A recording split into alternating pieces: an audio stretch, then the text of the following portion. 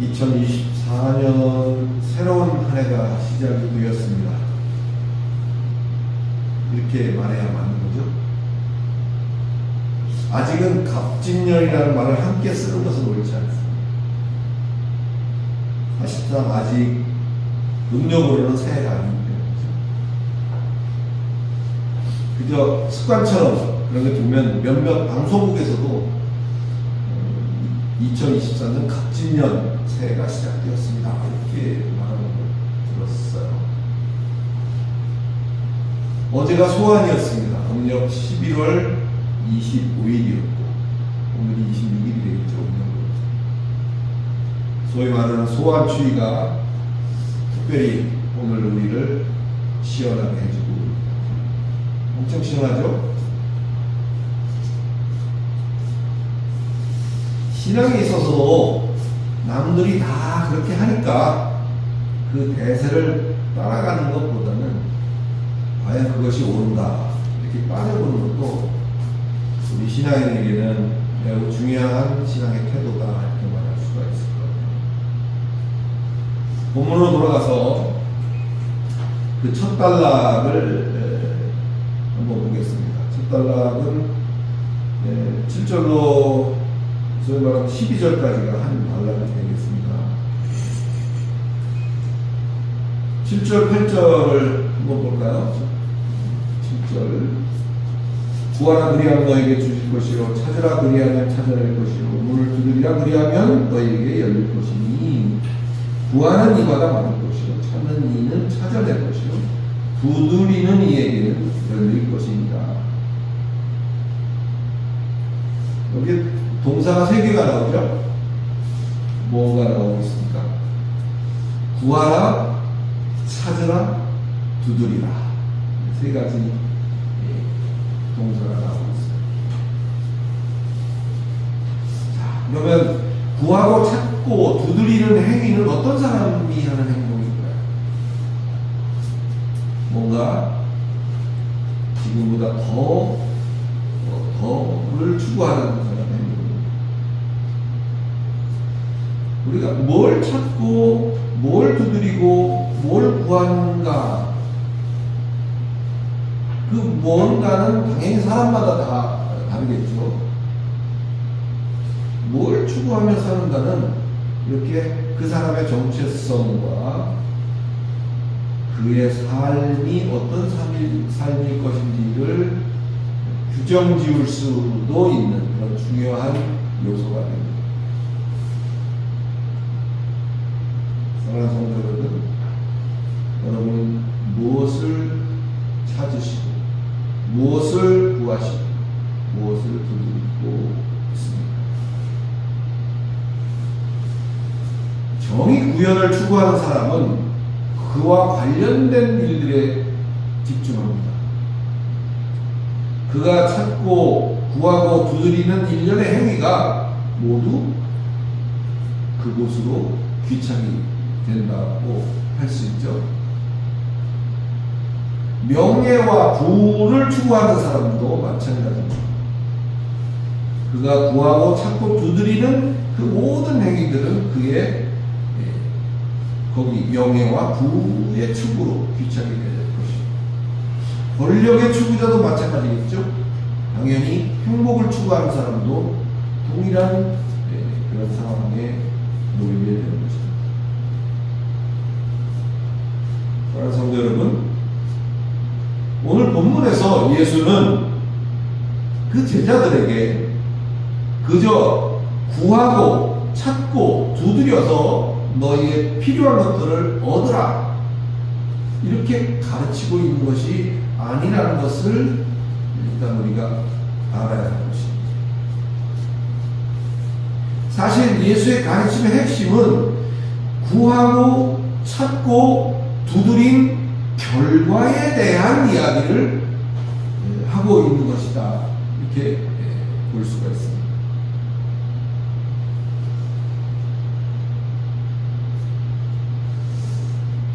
나는 아무리 매달려서 구하고 찾고 두드려도 안 되더라 라는 사람들 있죠. 반면에 난 그냥 슬쩍 마음만 먹었는데도 다 되던데 이런 사람들도 있어요. 그죠? 아무리 붙들고 소나무를 뽑고 기둥을 흔들어내도 나는 안 되더라. 와? 나는 그냥 마음만 저거 필요한데 이렇게 마음만 먹었는데 뭐가 되더라. 이 어떤 차이가 있는 걸까요? 누가 하나님과 더 친하냐의 문제일까요? 하나님과 가까이 하나님의 마음에 들고 친한 사람은 그냥 마음만 먹어도 그냥 척척척 일이 되어지는 것이고, 뭔가 좀 석연치 않고 그 관계가 불투명이라고 해야 되나요? 뭐 그런 관계에 있는 사람은 아무리 해도 안 되는 걸까요?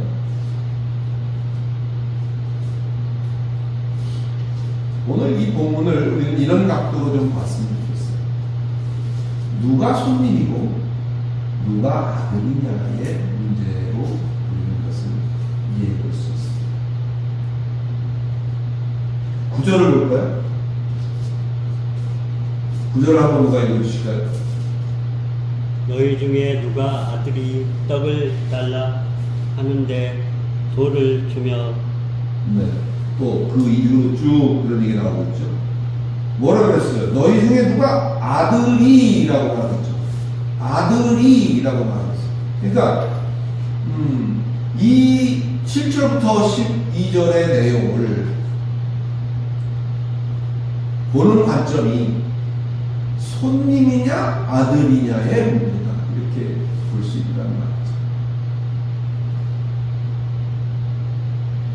세상이라 우리가 살고 있는 세상은요, 우리에게 뭐 훈련장이기도 하지만 우리가 살고 있는 이 세상은 우리의 교과서입니다.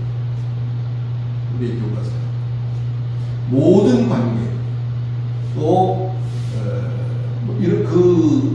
거기에서 발생하는 모든 상황들은 우리를 가르치는 교재이라고 말할 수 있어요.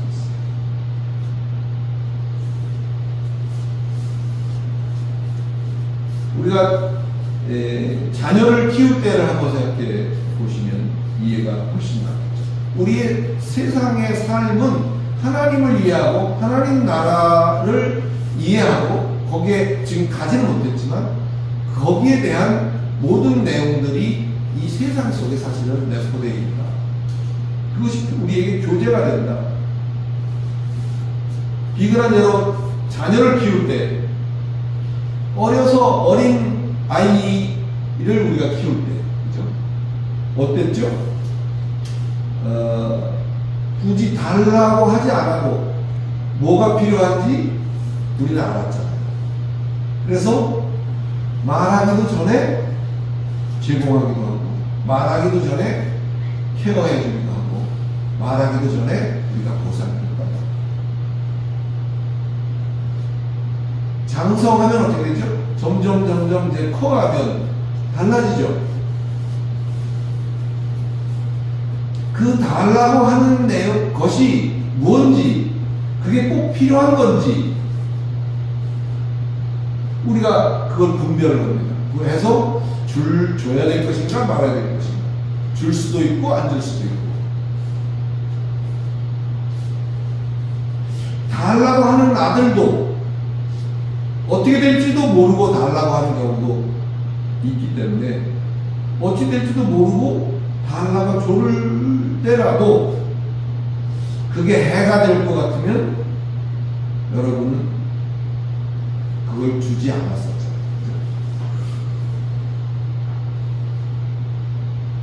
아들에게는 그와 같이 지금 아버지 예수가 입으려고 가르쳐 가라사대에 아들이 지금 구하고 찾고 두드리는 그것과 그에게 구하고 찾고 두드리는 것을 공급하시는 아버지와의 관계를 여러분 떠올리시면 됩니다. 그런데 손님이라면 달라지죠. 손님이라면 까탈스러울 필요가 없어요. 원하는 것을 제공하면 좋아하는 거죠. 만족해야 하는 것이. 웬만하면 달라는 대로 다 주게 되는 것이죠. 그것이 손님과 아들의 가장 큰 차이다. 우리는 하나님의 손님입니까? 아니면 우리는 하나님의 아들입니까?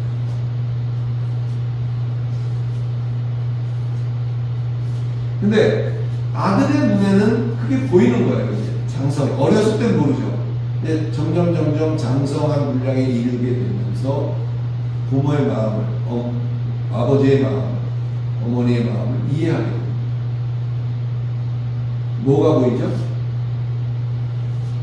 그 아버지의 의중을 알게 되는 거죠. 전에는 몰랐던 것들이 하나 둘씩 보이게 됩니다. 그 노래하는 그룹 중에 G.O.D라는 그룹이 있어요. 그 부른 노래 중에 잘은 모르겠습니다만 어머니에 대한 얘기가 있어요. 어머니는 고등어를 싫다고 하셨어. 무슨 얘기를 하는지 아시는 분도 계실 거예요. 우리가 자라오면서 지금도 그런 생각하고 있지 않나요?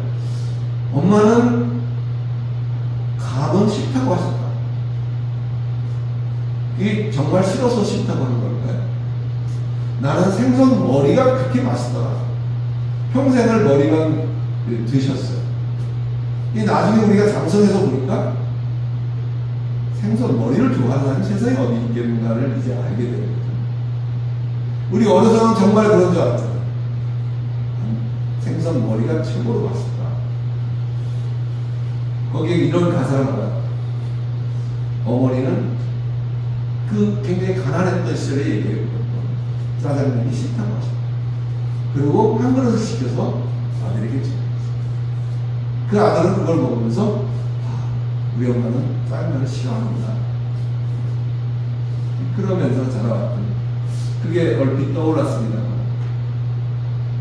따라서 아들에게 주어지는 것, 아들에게 주는 것, 그것은 설사 돌이어도 그게 돌이 아닌 것이요, 뱀이어도 정갈이어도 그게 액면 그대로의 다가 전부가 아니라는 것을 예수는 알려주고 싶었던 것이다.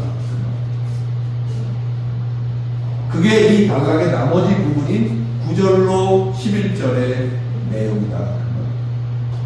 너희 중에 누가 아들이 떡을 달라 하는데 돌을 주며 생선을 달라 하는데 뱀을 줄 사람이 있겠느냐? 너희가 악한 자라도 좋은 것으로 자식에게 줄 줄 알거든.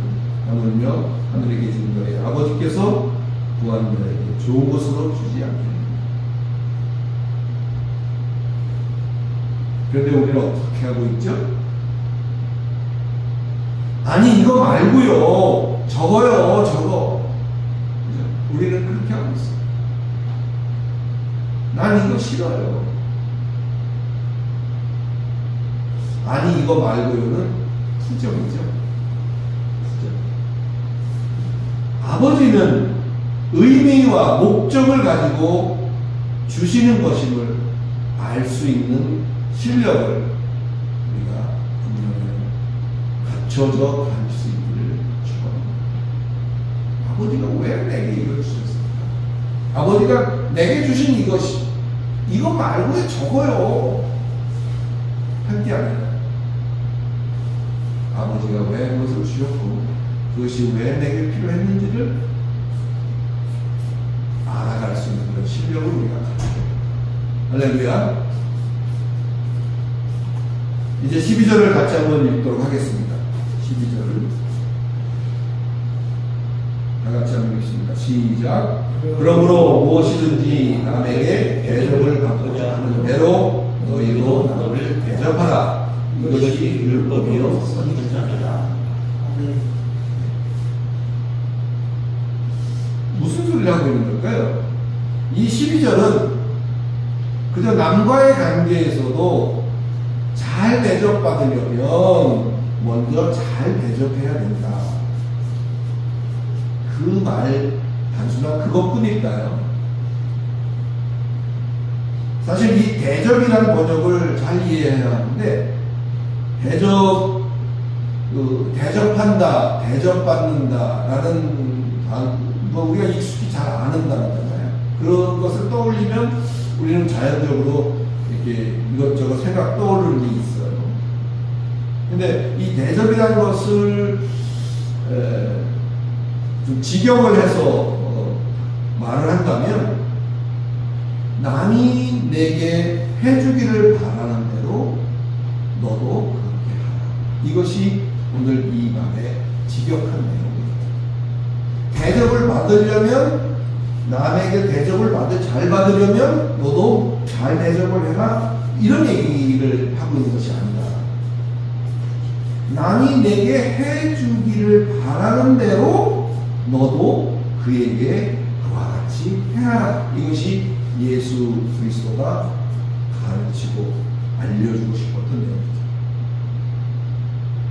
상대방이 나에게 호의적이기를 바란다면 나도 그에게 그렇게 해야 합니다. 상대방이 나를 사랑하기를 원한다면 나도 상대를 사랑해야 합니다. 상대방이 나를 신뢰하기를 바란다면 너도 상대방을 신뢰해야 합니다.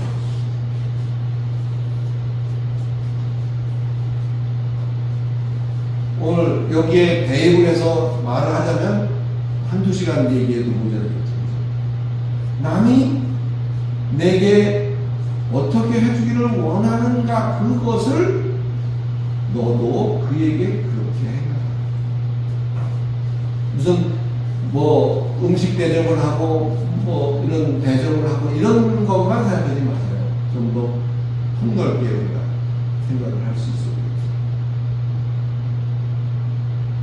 뭘 하나 해주더라도 이렇게 아버지가 나에게 했듯이 너의 추구하는 바를 담아서 남을 대접하는 것이, 남에게 주는 것이, 남에게 베푸는 것이, 남에게 행하는 것이 옳다. 그 말을 지금 가르치고 있는 것입니다. 황금률이라는 말을 들어보셨나요? 황금률. 오늘 이 마태복음 7장 12절의 별명이 황금률이에요. 황금률이라는 것은 소위 말해서 아주 값진 어떤 규칙이라 그렇게 말할 수 있는 거예요. 어느 시대를 막론하고 우리 사람과 사람 사이에서 통할 수 있는 하나의 법칙. 이게 뭐라고요? 상대가 나에게 해주기를 바라는 대로 너도 그에게 그와 같이 해라. 이것이 황금률입니다. 오늘 본문이 이 12절이 황금률이라고 별명으로 불리는 이유는 귀하고 값진 법칙이기 때문입니다. 우리가 추구하는 것이 우리의 행동 속에 잘 반영이 되어져서 좋은 것으로 남에게도 영향을 미치는 귀한 사람들이 되시기를 예수 그리스도 이름으로 축원합니다. 그 다음 단락은 13, 14절이죠.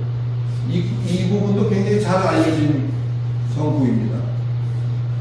그만큼 할 말도 많습니다. 일단 한번 읽어볼까요? 13, 14절을 읽습니다. 좁은 문으로 들어가라. 멸망으로 인도하는 문은 크고 그 길이 넓고 그리로 들어가는 자가 많고 생명으로 인도하는 문은 좁고 길이 협착하여 찾는 자가 적으니라. 그죠? 적어도 살면서 몇 번 이상 들어본 그런 내용이다. 좁은 문으로 들어가라.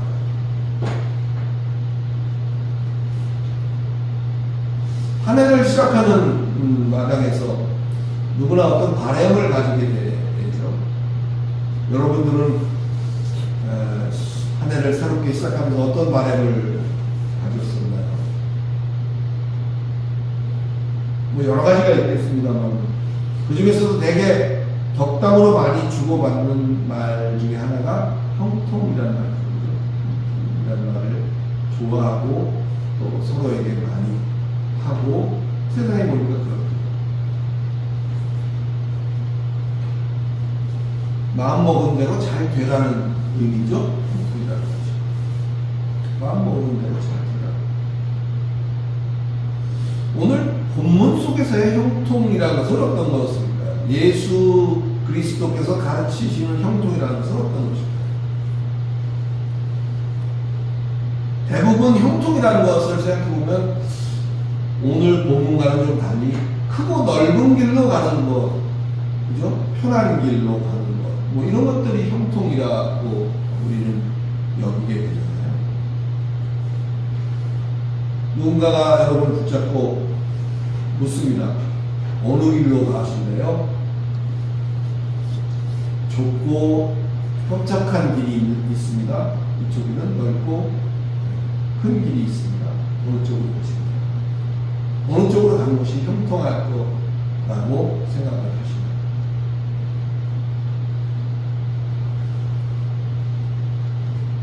이렇게 묻는다면 우리는 대부분 크고 넓은 길 쪽에 관심이 많이 생깁니다. 만약에 세상과는 달리 좁고 협착해도 그 길로 가겠다는 생각을 우리가 하고 있다면 적어도 우리가 사는 방법은 세상과 상당한 차이가 있다는 것을 우리는 인정할 수밖에 없죠. 저와 여러분에게도 소망하는 것들이 분명히 있습니다. 그죠? 최소한 적어도 멸망으로 가고 싶진 않은 거잖아요.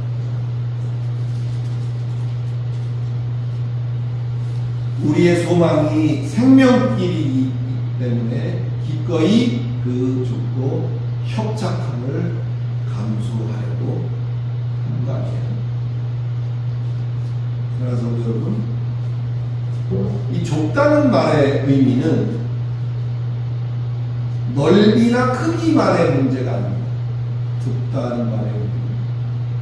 원래 이 스테네라는 말의 번역인데, 이 스테네라는 말은 장애물이 많다 그런 의미예요. 좁다는 말은 스테네인데 장애물이 많다. 협착하다는 말도 들리고라는 말인데 어려워서 끙끙거리고 고난스러운 그것을 협착하다, 들리고다 이렇게 말합니다.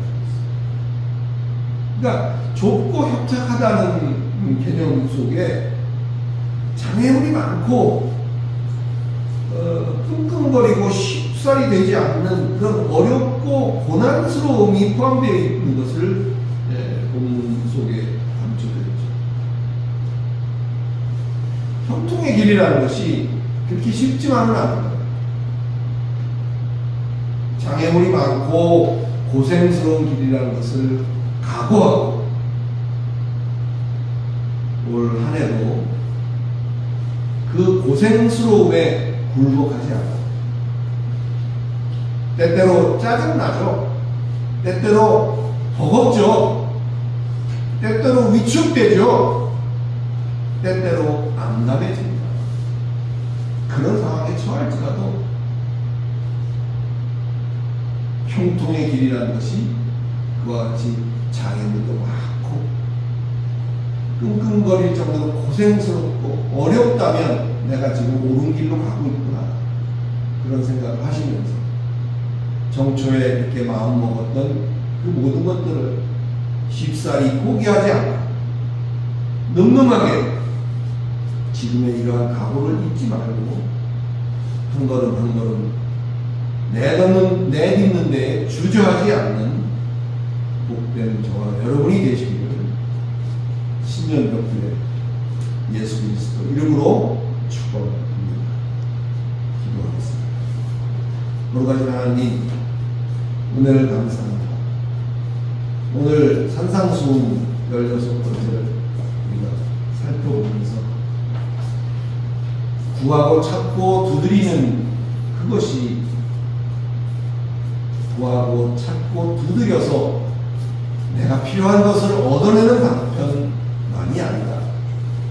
그것을 통해서 얻어진 결과물이 또는 그 현상이 아버지의 의중과 무관하지 않다는 사실을 통해서 현실의 우리를 발견하는 기회가 되게 하시고, 또 우리가 마음먹은 대로 그것이 이루어지기까지는 여러 가지 장애물과 여러 가지 힘겨움이 수반된다는 사실을 기억하고, 기꺼이 우리의 각오와 같이 좁고 협착한 길을 마다하지 않고 굳세게 나갈 수 있는 우리가 될 수 있도록 하나님께서 복을 내려 주시옵소서. 그리스도 예수 이름으로 간절히